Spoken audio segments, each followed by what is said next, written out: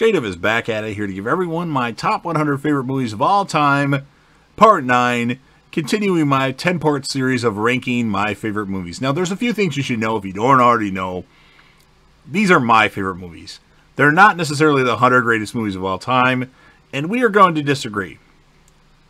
Just know what's going to happen.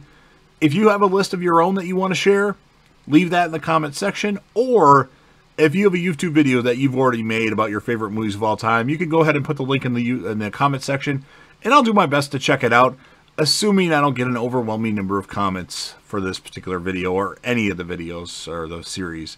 And then another thing, I'm getting some complaints that I don't have any old classics on here. Well, quite frankly, I don't really watch old classics, and if I have watched them, it's been years, so you're not going to see Miracle on 34th Street, the old version. You're not going to see It's a Wonderful Life. You're not going to see The Godfather. I haven't even got through that yet. I did start to watch it at one point. You're not going to see Casablanca. You're not going to see To Kill a Mockingbird. I just don't like old movies. I think the oldest movie I like is the original Rocky, and I don't even like that movie that much. So the oldest movie you're going to see on this list, I believe, was in part 1, and that would be Empire Strikes Back. That came out in 1980. Other than that, not going to be any older movies. I apologize. Maybe someday I'll watch all those classics or rewatch all those classics. But at the moment, not going to happen. And lastly, before I get into part 9, obviously I know what movie I'm going to mention. But I have nothing prepared as far as what I'm going to talk about. So I may give specific details about the movie or spoilers that could potentially ruin twists or anything about the movie. So if you don't want to be spoiled or don't want the possibility to be spoiled, I suggest that you stop watching or skip ahead or do whatever you got to do to not get spoiled. If you're into spoilers, great. Continue on. Not saying I'm going to spoil some, but I may. It just depends on what comes out of my mouth. I just start talking. So with that in mind, let's start off part number 9. The movie that comes in at number 20 would be a movie that came out in 1999, The Matrix. What a groundbreaking movie. The special effects in this movie were unbelievable. The movie itself, it starts out a little slow, but at a certain point, they just put the pedal to the metal, and it's an awesome fucking movie. Keanu Reeves, perfect for this role. I really like Lawrence Fishburne as Morpheus. Carrie-Anne Moss as Trinity was pretty good, although I think they could have maybe casted somebody a little bit better. Not saying she was bad, but I'm just saying. As far as the sequels go, Matrix Reloaded, it was okay at best. Matrix Revolutions, in my opinion, was a pile of shit. Just too much. And then the new one that's going to come out within the next year, might even come out this year. I don't know what to make of it yet. I might watch it. I'm sure I'll watch it, but there didn't need to be any sequels. I think The Matrix was almost a perfect film.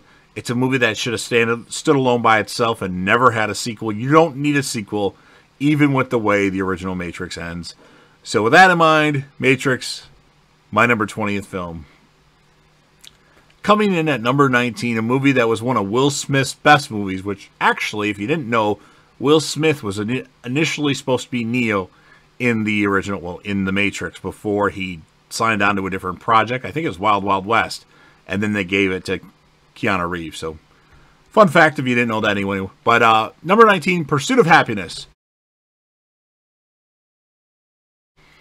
What an awesome movie. You have a husband, I think he was married, maybe they're not married, played by Will Smith. I believe his character's name is Chris Gardner, although I could be wrong on that. He's down on his luck. Him and his significant other, we'll say, they break up, and then he's got to care for him and his child, and he's not working. He's selling these little machines, and they're really hard to sell. He sells them to like doctors and people like that. And eventually he becomes homeless with his son, who's played by Jaden Smith as well. And it's just it's sad at times, but it's more of a feel-good movie, in my opinion. Will Smith is the biggest name in the movie. You got Kurt Fuller in the movie. You've got another guy, I can't remember his name, but Kurt Fuller's like the biggest name other than Will Smith that I can recall Well, Jaden Smith, but he's a little kid in the movie. But it was a great movie. It's a feel-good story. It's a story about, it's essentially never get up, never give up. Just keep going. No matter how bad things get, just keep going, don't give up, and then things will improve. Sometimes it takes a while, sometimes it doesn't. But Pursuit of Happiness, if you haven't seen it yet, it's a great drama. It's sad at times, but it's more of a feel-good movie once it's all over. And that's my number 19. Number 18, Rounders. So, well, this movie I watched way after it came out. Of course, there was the poker boom after 2003 when Chris Moneymaker won the main event of the World Series of Poker. And they had this movie that came out in 1998, or was it 97, with Matt Damon, John Malkovich, John Turturro, Famke Janssen, or whatever her name is, Femke Janssen. I don't know how to pronounce her name, to be honest with you. Rounders is a story about poker, gambling, losing it all, and then coming back. Edward Norton's in as well. You have Mike McDermott, who lost a bunch of money earlier in the film, and then in the end he wins that money back plus a little bit more. You have his friend, played by Edward Norton, Worm, that just tries to get every advantage he can, cheats, gets them beat up, and he's got to vouch for him. He's got to really risk his shit for his friend Worm, and it's an awesome movie. You've got John Malkovich plays Teddy KGB. Him and his lines, you chick, chick, chick, chick, chick. He trapped me. Pay him. Give that man his money. I don't know why I said that line. It's just, Rounders is an awesome movie by itself. Although if you're a poker fan, not necessarily a Texas Hold'em, but just a poker fan in general, Rounders is an awesome movie. I'm sure most of you have seen it yet, but if you haven't, check it out. It's a lot of fun. Number 17 is a cult classic. A lot of people really like this movie. In fact, I don't know anybody that doesn't like this movie if they've seen it. Came out in 2004, I think. Maybe it was 2003. I don't remember what year it was. Maybe 2002. The Butterfly Effect. You have Ashton Kutcher. You've got Amy Smart. Elizabeth Mitchell's in it. Eric Stoltz. Eldon Henson, I think his name is. The guy that played Fulton Reed in the Mighty Ducks movies. That might not be his name, but he's his best friend in the movie. But the movie is pretty awesome. It's a little hard to explain. Basically, this kid played by Ashton Kutcher, I don't remember the character names in this particular film, surprisingly enough. I've watched it probably 10 times, which actually isn't that many times compared to how I watch some movies. You know what? After this video is done recording, I'm going to watch Butterfly Effect. It's been probably a year or two. It's time to watch it again. But anyway, Ashton Kutcher keeps these journals where he writes things down. And he realizes at a point that if he reads his journal, he can go back in time and change time. Kind of far-fetched, but it's a really awesome story. And when he changes something, a bunch of other shit gets fucked up. And it's a pretty awesome movie. Ashton Kutcher does an amazing job. Amy Smart's in it. I always like Amy Smart.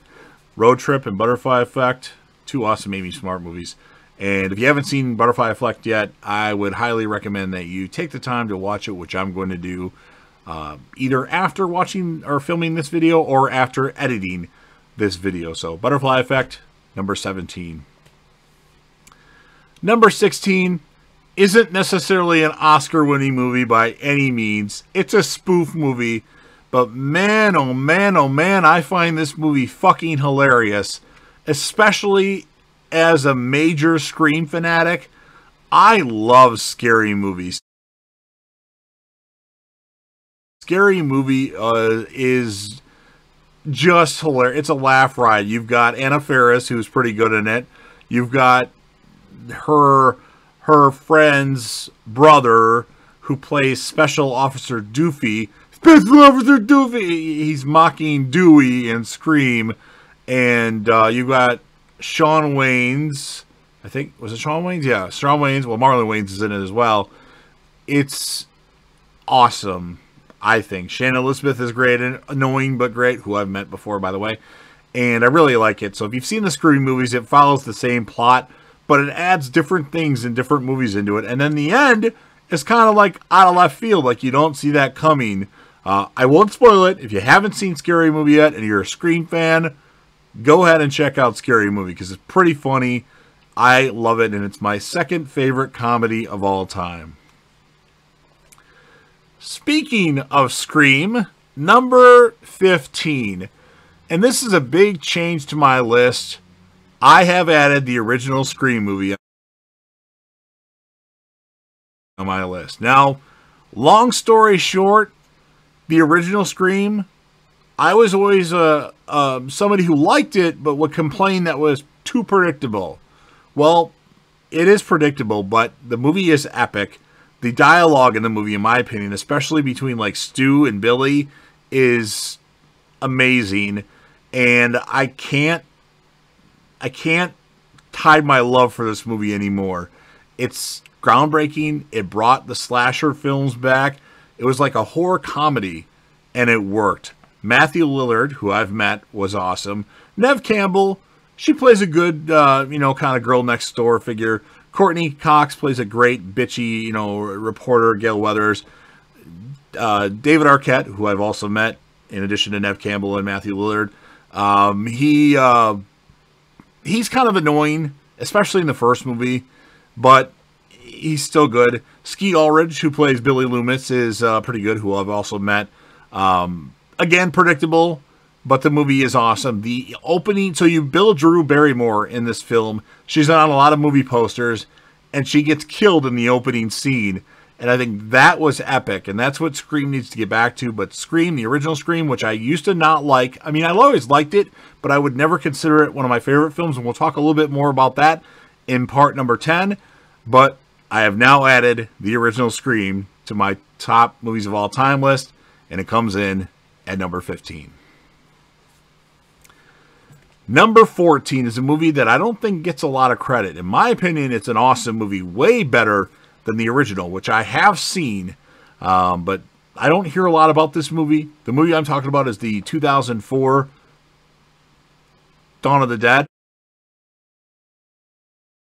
I was about to say From Dusk Till Dawn almost, but Dawn of the Dead with Ving Rhames, and this movie is a lot of fun. As a fan of The Walking Dead, I think this is kind of like a good comparison, or Walking Dead is a good comparison to Dawn of the Dead, the 2004 version. Obviously, in this movie, the zombies are faster, way faster, where in The Walking Dead, they're slow, dumb, and like move like a snail. But I really like the characters, I think, in the Dawn of the Dead. Now, I didn't necessarily like the ending all that well, like the last 5 minutes in the end credits, but other than that, the movie is pretty fucking awesome.